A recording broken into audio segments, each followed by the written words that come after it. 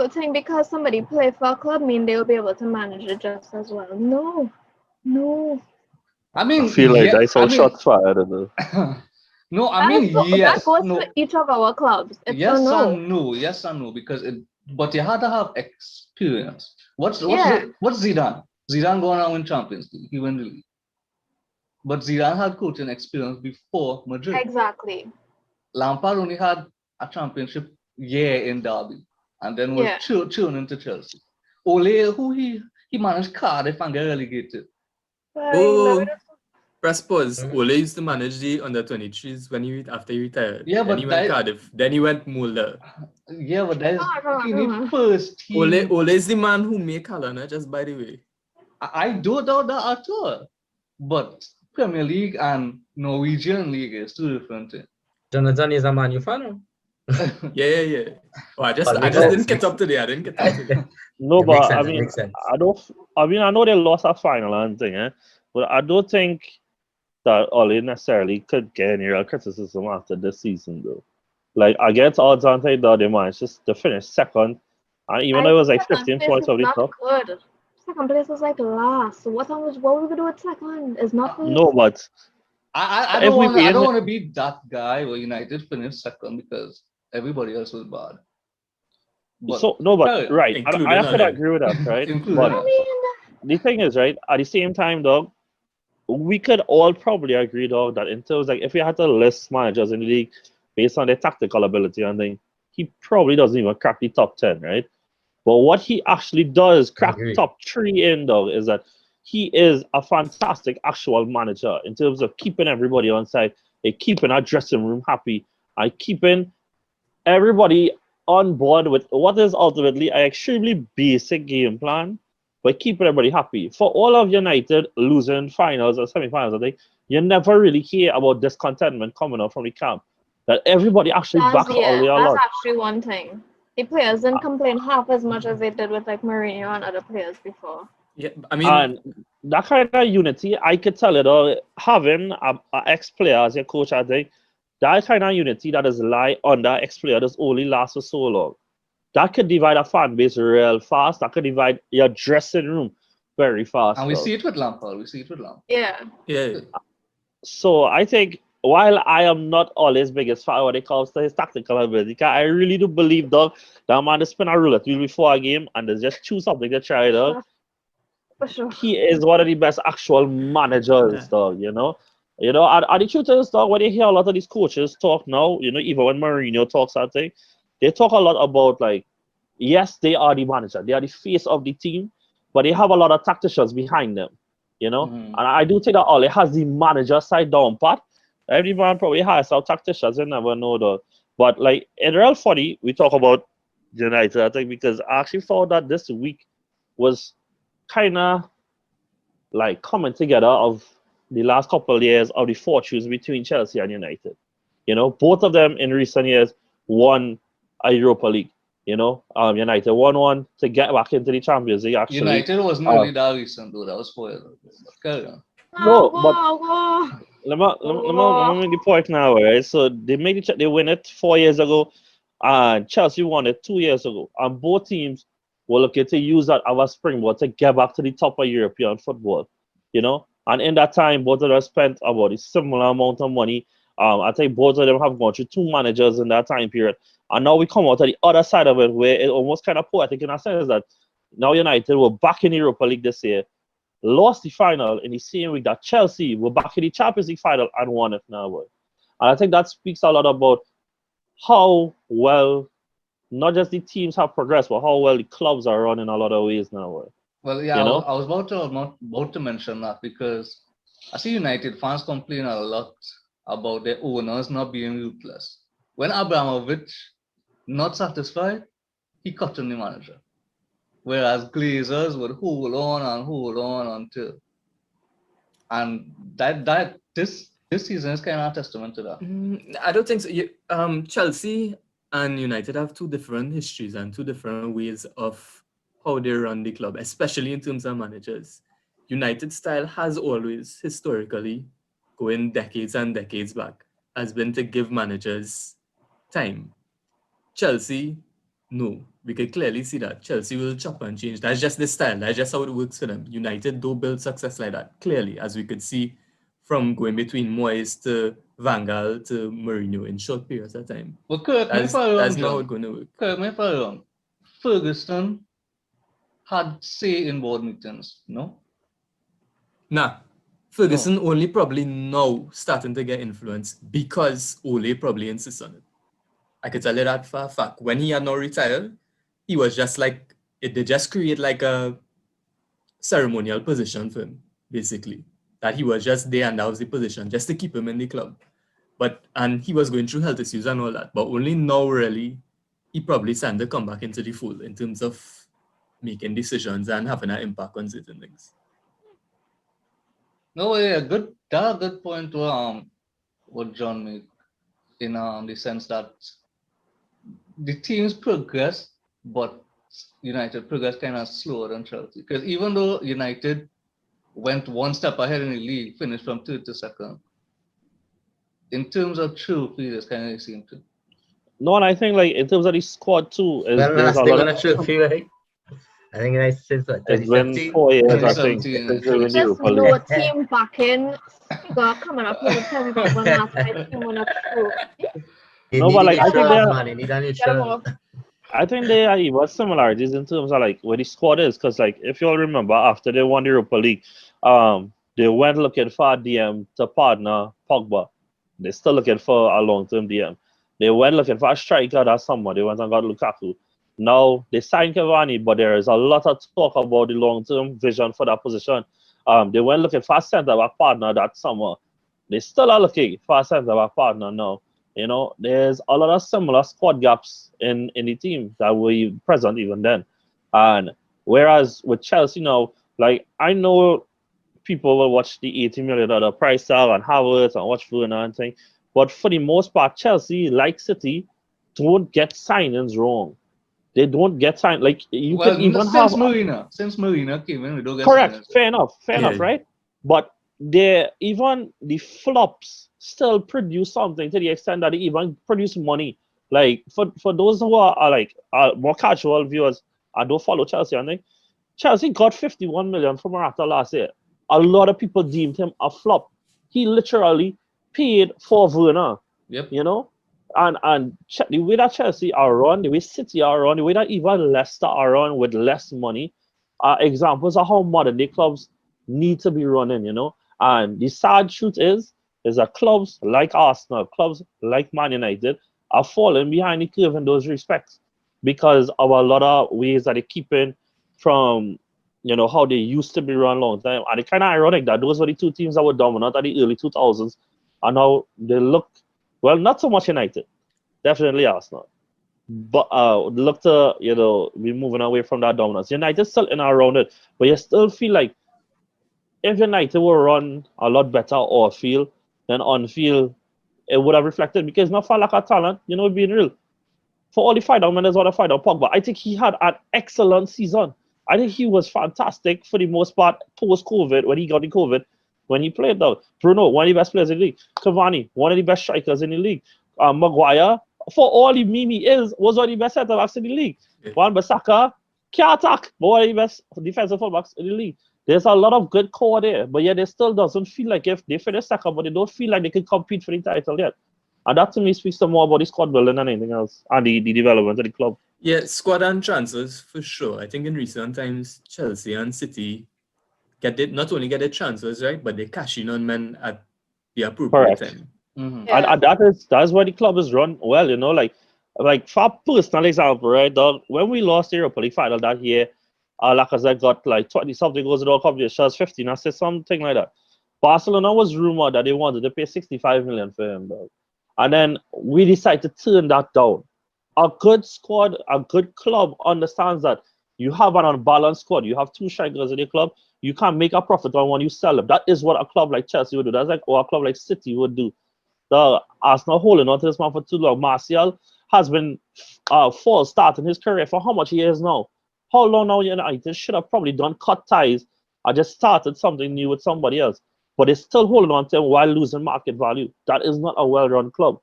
Chelsea and City are both in the final, yes, because they have great coaches, they have great players, but those things are a product of them being the two best run clubs in England and two of the best run clubs in Europe. Yeah, I agree. I agree. And yeah, it just comes down to the vision of ownership, basically. Because in United case, in I extend to Liverpool case too. Well, not really Liverpool, but more United. You see, as you say, stagnant ownership where they're trying to do the same thing that worked 20 years ago. And it just can't work. It just can't work. 2016, Chelsea had Enimalo as the director, I can't remember the exact role, director of transfers or something like that. And Enimalo made terrible signs. He made Gilaborgi, who probably played like 21 seconds in his Chelsea career. He had Baba Rahman, who was terrible. We signed Begovic, who last 2 years in the club. What about Drinkwater? We signed Drinkwater, who never sweated. Like we that's that period in time. We just had we signed Pato, Falcao. These terrible Higuain. Well, Marino signed Higuain, but Higuain wasn't that bad still. But under Enimalo, we signed terrible people, and that's why Abramovich, again ruthless, got rid of Enimalo and brought in Marino as director of transfers and director of football, I think, in the whole club. And that just come to show vision or leadership in the owners. The owners see something, they have a vision, and they bring people to execute that vision. Same thing in City case. Sheikh Mansour, about 10, 12 years ago, had a vision and brought in the City Football Corporation. City is the first football club to have different franchises all across the world. We see now with the Red Bull franchise having Red Bull franchises all over the world. But that franchise system is what really bringing in the money for City to hire big managers like Pep and bringing big managers, bringing big players and things. That will really that will really make City the club they are today. It's not winning the Premier League in 2012, it's not winning the Premier League in 2014, not winning FA Cup in 2011. That was just products of the owner's system and the owner's plan. You know, if I want to be real negative, I could also say City get away with real things on the financial side too. I agree. They wasn't really even supposed to be in Champions League this year. I disagree with that. Here's why, right? When you look at Manchester United, when they grew their club, did they have these PFA rules and all these set of things for people to grow? Financial fair play wasn't in play at that point. Because it had no reason to be. No, it had no. Here's what I think that PFA thing is, right? You have clubs like Manchester United, Real Madrid, Juventus, growing into what they are today with no rules financially. They could have buy who they want, bring in who they want, XYZ. Manchester City, they start to do something like big PSG too. And then they say, hey, you starting to get. No, I think FFP actually came in. FFP actually came in after Abramovich. Because you see Abramovich come in and spend all this money on a club and say, okay, we're going to put a system in place, you can spend more on it. That's my point. They want clubs to grow quote unquote organically. And when you watch how big clubs are the way they are, they didn't grow organically. Money was pumped in and they get the players they want, and they are a big club today. So I understand the PFA thing, but I find it's like a whole on sub clubs, right? And that's why, they get through with court and they're not supposed to play in Champions League, yes, with the PFA rules now. But I find sometimes they should allow clubs to do what Manchester United, Juventus, and Real Madrid did in the past, so that they could be as good as those clubs now. But at the same time, when United was, for the most part, always an organic club. Most of the players always came from the academy, almost all the time. If you look back at United history, like straight back to Munich Eddie's or something, United rebuilt their club with just local English, British people. And even when they come up to Fergie, class of 92, like them men... Majority was the academy players. And they built everything. And I wouldn't go as far to say as it had no financial rules before. I mean, I'm sure it had But not certain at, rules yeah, and things not in at place. this level. Not to the not at- level, but yeah. it wasn't like a carte blanche, do what you want. So question, you all think if you had the rules how they had it in the past, I mean, obviously, they are not going back quite in the past, right? Like, just say 2000 and up, right? You see in clubs growing to an extent with all these stringent rules. And like, just say you're going to form a club now. To be at that level, I find it's almost virtually impossible because they want you to grow, quote unquote, organically when you know you could just pump money into a club and reach that level way faster. And I still think Manchester United, to an extent, Real Madrid, Juventus, that's how they are big the way they are now. You know? So I mean, part of that too is modern football, like City, Chelsea, PSG. They have owners. The owners is the one who make the club rich. When you look at United historically, they get their money from purely the football side of it, like purely football, commercial, everything to link with the football. It's not external. Trust me, the Glazers are putting no money into United. Them sucking money out.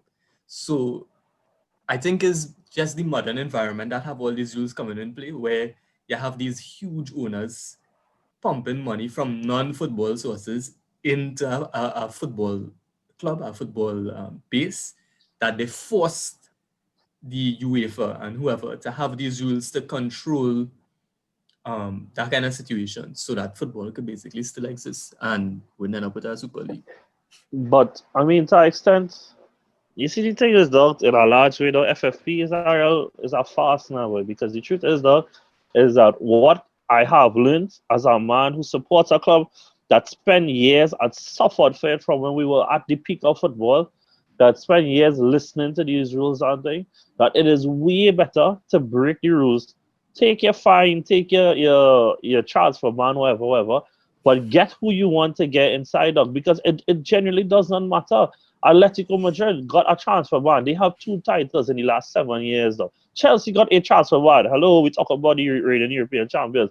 Man City were in court. They got nothing. They got a fee to slap on the wrist. Barca and Real Madrid both got transfer bans in midst of winning Champions League. And if you had to ask them if it worth it, missing a transfer window, and I would pay in a 2 million, a 20 million, a 50 million, whatever it is, for you to be winning the Champions League, get all the players you want in one window, then it doesn't matter, though. FFP is a fast, dog, because, dog, if they actually wanted to be taken seriously, then they should have used Man City as an example, though. Ban them, though. Ban them. Tell them, come out the competition, though. You know? Because unless you do something that serious, then nobody is going to respect your rules, though. United, Arsenal, Liverpool, these clubs have spent years listening to these rules. And what do they have to benefit? Liverpool had 2 years of success in the last 15 years where they won the league and the Champions League simultaneously. United spent the last 8 years trying to catch up. Arsenal trying to catch up about 18 years now. You know, dog, dog, there is no value in paying attention to the rules, dog. And at the same time, too, a lot of what FFP does is not so much regulate spending, but to say it harshly, is to allow who are top clubs to stay top clubs. Mhm. That's what agree. it's supposed to do. I fully agree with that. It's supposed to stop if I real balling a manifesta that I can go out buy Newcastle, I can't go and decide I want to go out buy Coutinho and Mbappe and thing. Yeah. You know? And You I can't. find to some extent that wrong. Dog. So you telling me small clubs have to stay small clubs and unless they hit it big and the academy become real bad and I can sell all my academy players for 50 million. I can't have no money, dog. I find to a So- large extent that wrong. Yeah. Out When you of watch- curiosity, Yeah, go ahead. out of Akil. curiosity, what would you say was the purpose of implementing those stricter rules that Man City kind of fell victim to? If it's still going to be the same way, if clubs still going to push that to go get a transfer bans or whatever bans, take the fines, and still get any players. No, this is my point. There is no point though. There is no Yeah. purpose to FFE though. It is When a you- when farce. When you watch the structure of the FFP, I mean, I don't know exactly, but I remember doing some research on it. It's like when the owner invests, that's come like a loss, and you have to make back the owner investments. And then it have sponsorship that you could come on, and then how much tickets you sell, and that's supposed to go towards the investment. But it's a kind of structure where it kind of reverse, and it's almost kind of hard for smaller clubs to get big. And So when for I the watch last it, it's 2 like, years, whoa. FFP rules have been relaxed due to the COVID situation in the world. So they kind of relaxed the FFP rules that if owners want to help, they can help, right? But before that, across a 3-year period, you're supposed to even out your earnings and your losses, right? And your owner is allowed to inflate your earnings by 30%. After that, you're subjected to penalties. So if you go beyond the 30%, so you go like 35, it's a small penalty, 40 is a slightly larger, and it goes up depending on how much more the owner inflates your revenue by now. So your owner still allowed to input, but when you think about inflating 30% for a club, again, like Newcastle, and I'm using them because they were almost bought over last year. Dog, 30% not doing much for them, dog. Rumor this year is that their transfer budget is 12 million pre-sales. 12 million. What are they supposed to do? Like, and we are talking about exactly, and we talk about they just had Joe Willock on loan, who had a good season, I think, and this one now talking about that he worth 60 million for Tammy. Dog, Joe Willock just scored 7 goals in a row in the Premier League. Dog. I would expect 30, 35 million for our English youngster, homegrown, all of that. They can't even afford him on their budget alone, dog. How they supposed to, if they can't even buy a rotation player for the 8th-place squad, then how they supposed to, as a team that used to compete for top 40, how they supposed to get back up there, dog? All FFP does is try to keep teams down. I keep the big ones, keep them up there now, boy. Let me make 2 points here. I'm just going to use Chelsea as the example because it's the one that comes to mind. But Scarlett, correct me if I'm wrong. When Chelsea had the transfer ban, when was it actually in place? It was the year that I remember they rushed on by Pulisic. So yeah, 2019. Yeah. Chelsea haven't won the league since 2017. Now just speculating here. Let me say Chelsea do get that transfer ban. They actually have that summer to bring in who they want. And they don't have to go the next summer, which was the summer pass, and overcompensate. Maybe if it was spread out more evenly and Chelsea had that summer to bring in who they wanted, maybe, I just saying, they're speculating, they make a better push for the Premier League. So I think maybe that's maybe part of the idea of FFP, in that you're punishing big clubs and taking away the transfers and finding them and saying, because we're punishing it this way, you won't be able to achieve what you want or what you think you would normally achieve. Them. The second point I want to make is in terms of not top clubs buying players and recruitment and their money. There was something interesting I was reading on Twitter about Brentford, which is the 3rd team who win the playoff final coming into the Premier League. I haven't watched the film Moneyball, but apparently they're using whatever is the philosophy behind Moneyball and XG, which is expected goals. And there was a list of the players that they bought, the amounts they bought them for, and the amounts they sold them for. And I really couldn't believe they had men like Morpay and Ollie Watkins and these kind of men buy them for like 1-2 million and sell them for like 30-40 million. And using that money and investing it back into the club, into the structure. And I think they were from League One or something. I think it's the first time since probably over 100 years, probably more, that they're in the Premier League now. This is the first time because of that philosophy. I think the first time ever in the Premier League. Yeah, and it's the first time in like 70 years, something like that they've been in the top flight. Yeah, so I mean, all that to say, there are always there's different methods. You know what I say? You know what I say? This is the first time. You know, imagine if you had inject money into Brentford. You think they would take so long? Well, I mean, the big money only come in the history of football relatively recently. You can say in the last few decades or so. No, but that is comparative to what we are in now. Remember, big money would have been in football before, but it wouldn't be a billion. It would be whatever was comparative at the time now.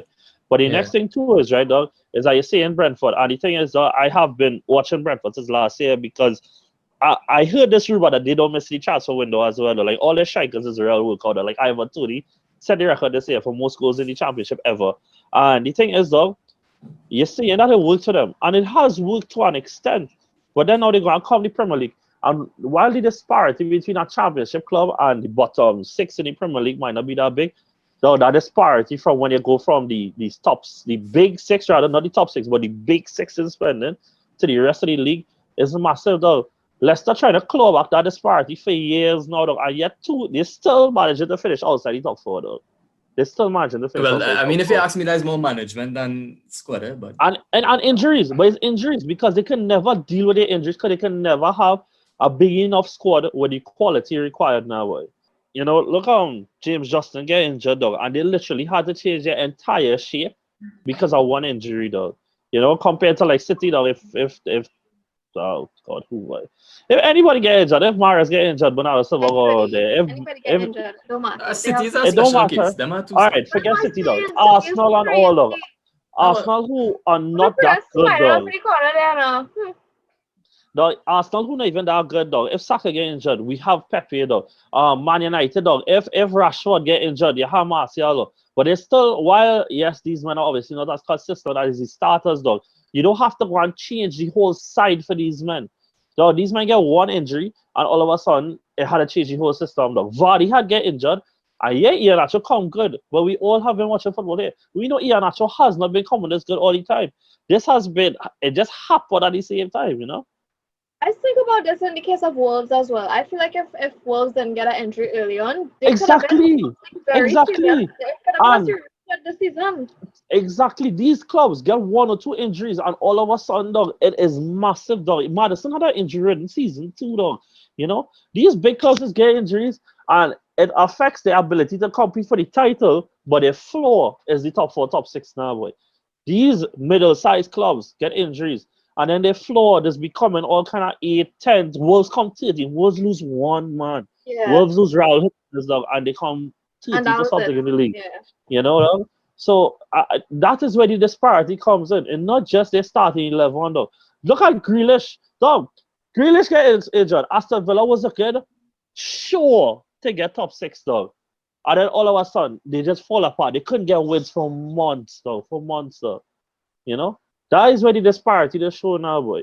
Both in starting 11 quality, depth in quality, quality of manager that you can bring in. And above all, which unfortunately, while it shouldn't be like this, because we love the sport, well, above all, the ability to pay these men too. The ability to give these men the money that they really asking for. Dog. Rashford is 22 years old, 23 years old, dog.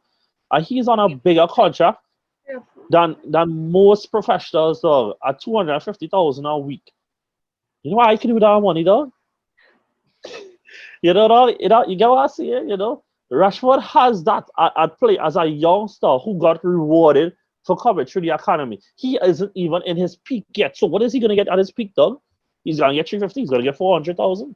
You know? I feel like we will them back to some points I was making when we had covered the Super League, because Ooh, yeah, like, boy.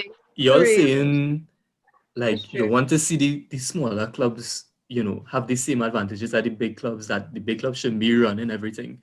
And my thing was, at least with when they had the Super League, like everybody know like it was about money, and there's the big clubs and we pumping money and we making money.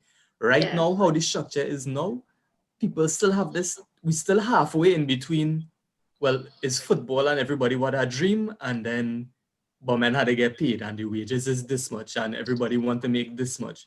So Dog, I agree with what you're saying, Jonathan, a lot, dog. And the thing is, I think the reality of the football we are living now is that we are living in an illusion that the smaller clubs will come up and meet the big sides. So now, what the Super League would have done is erase the possibility.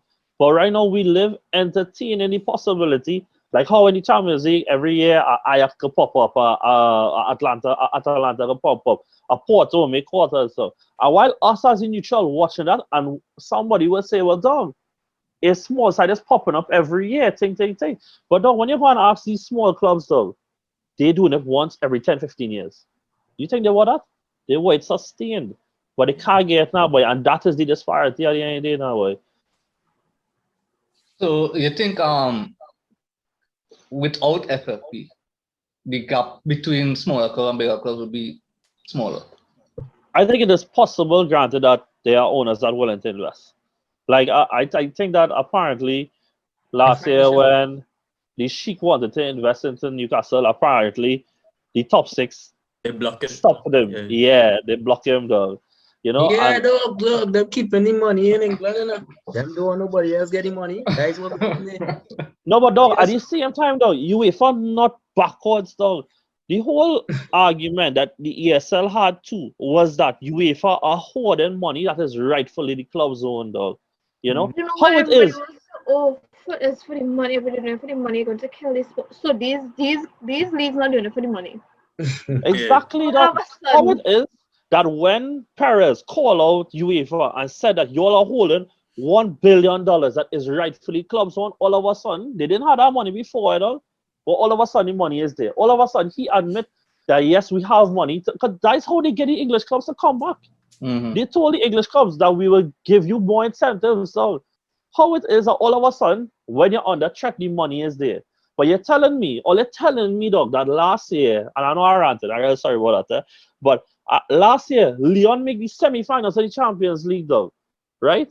And now Those this quarters. last, no, the semis, they beat Man City in the quarters. They reached the semis and Oh, lost to Bayern. Yeah. Bayern. Yeah. Yeah, they reached the semi-finals of the Champions League, dog. And yet, the following season, they was in financial trouble. Now, they can't afford to get Memphis a new contract. They had to sell Awar, who's a world-class young talent, at 20 million to stay afloat. How it is that you are finishing semi-finals in what's supposed to be Europe's premier competition, and you not getting any money to sustain yourself, dog. So what's the point? What's the That's point, sad. dog? I'm And for curious what under at the all the wrong that it had wrong with the ESL, and trust me, it had plenty wrong, at least them was upfront about the money each person was getting. And the same thing I say. yeah, I thought it was 50-50, to be honest. I dog. under So the as a Arsenal fan, I tell people I do agree with the concept of it, boy, but I can't just turn up my nose at. I was just talking about how FFP is a farce and that kind of thing. Dog, as a man who supports a club that follow the rules for how much years and then benefit from it, how all of a sudden I get just turn blindly and say I don't want the alternative. You know? John, I'm What you I, curious guys say, about Akil? how, like, under the hypothetical of like, you say, no financial restrictions, right? I definitely see keeping the smaller clubs afloat, but you don't think that would bolster the high clubs that already have this huge influx of money? You see, the thing is, like I say, I think right now we live in an illusion that gap could be closed. I think every time that we think the gap getting closed, the big clubs will just keep moving the goalposts further along, dog. You know, I keep I don't think the making it gap will hard for ever them. be closed. It I don't can't think be so closed either. because Yeah, then the league will not be the same. It You see, can't I be think closed. we have to be careful with um thinking that no FFP is a good thing too, because what could possibly happen is you have a set of rich, largely probably foreign owners coming into Yeah. clubs and mismanaging the club. I mean, Leeds is a good example.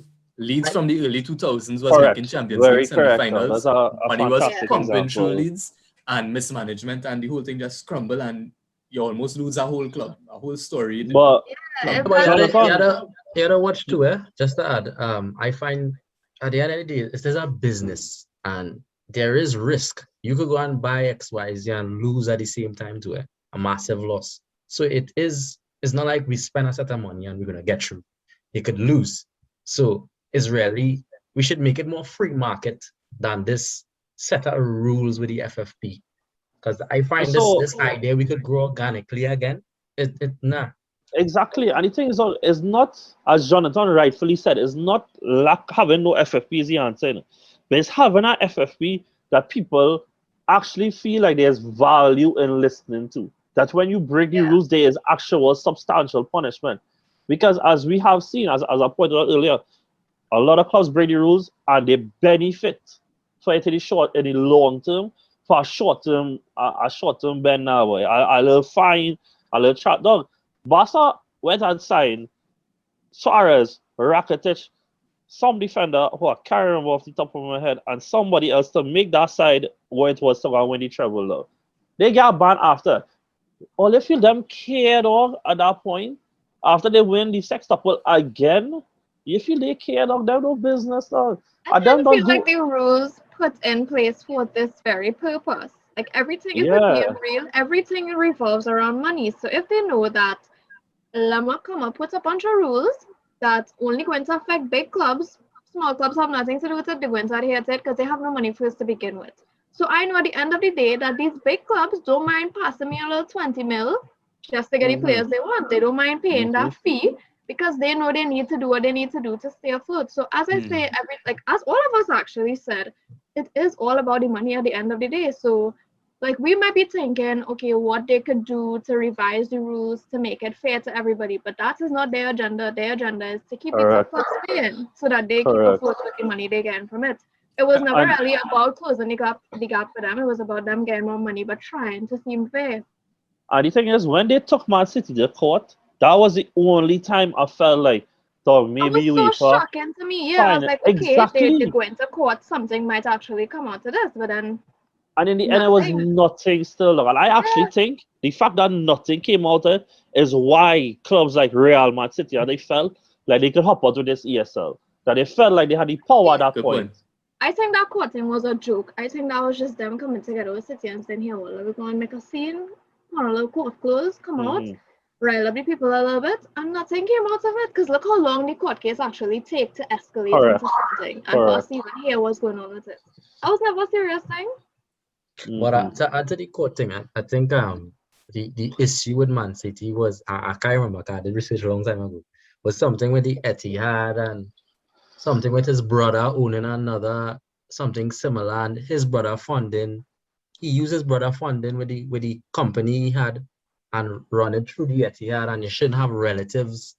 Some craziness like that. But I think it was something along that line, It was something like, we don't know if it's wrong or right, kind of. It wasn't like, hey, City is clearly wrong. It was on the basis of fraud, but they wasn't sure if they could call it fraud. It was something like that. It's not like City was clearly like wrong and they didn't do nothing. It was it's semi-debatable. So it's just for money. Yeah.